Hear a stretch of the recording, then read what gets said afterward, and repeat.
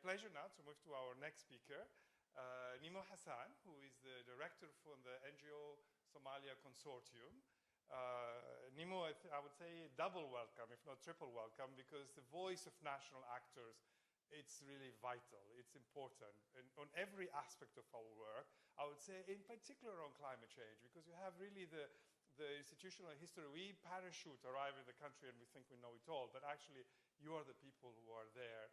Somalia has gone now through a 6th consecutive season of drought with a dramatic impact that is happening, and it's not just about the water management, it's about food security, agriculture.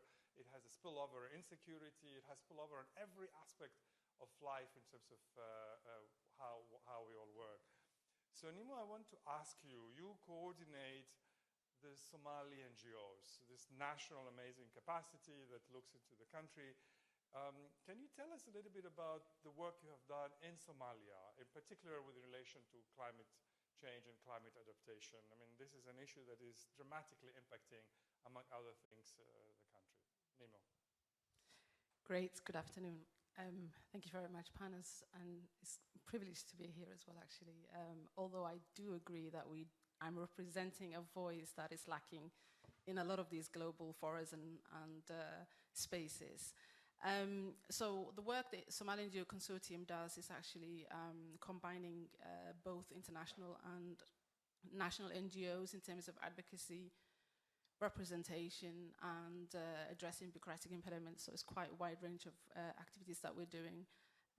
And with what you said, Panos, that the humanitarian crisis, it's like the people of Somalia never cease to have a good break. It's one crisis after the other: insecurity, COVID, the desert locust you mentioned, you know, as with the Horn of Africa, but also with a protracted crisis that is over 30 years, and its system isn't moving enough to support the communities to be better prepared when crises do hit, including these climate shocks now that are taking place in the whole region, where consecutive 6 failed rain season, people are losing their livelihoods and livestock. 70% of the population is in the rural area, and if you lose your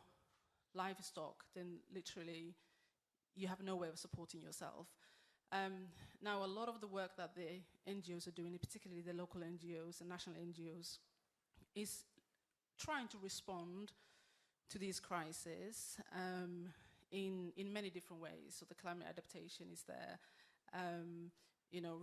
resilience in terms of providing support to rebuild livelihoods.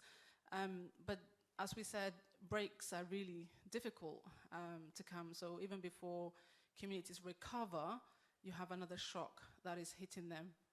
And then combated with insecurity as well. There's a large part of Somalia that is not accessible even to local NGOs sometimes. Now the biggest, challenge and a barrier for local NGOs is resources. In the past couple of years, we talk about localization, but then what does that actually look like on the ground?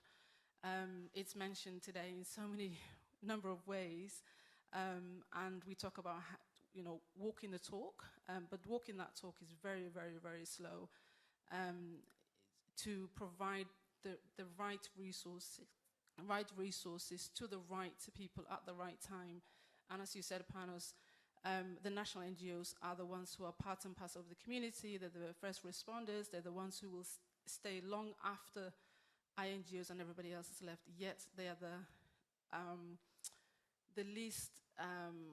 They have the least access to resources for them to be able to do that. So it's a huge challenge, and in forums like this, I think having this type of conversation is really important to ensure that we are supporting the NGOs or the local communities or the elders, or actually involving the community in providing space to give local knowledge, whether it's responding to the climate change or whether it's responding to any other crisis.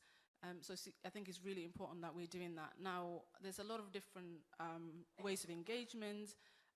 We understand that the financing issues can also play a huge role, but also having a better partnerships is what is necessary for us to support and have the communities that we are serving at heart. They are working, they are trying to respond, but their resources, the needs far outweigh the resources. And I think there's more need to invest in the long term. As you just mentioned, the cost equation is much more costly to treat the problem when it's happened, but it's a lot more to prevent it. Now, anticipatory action is really important, but it needs to be financed.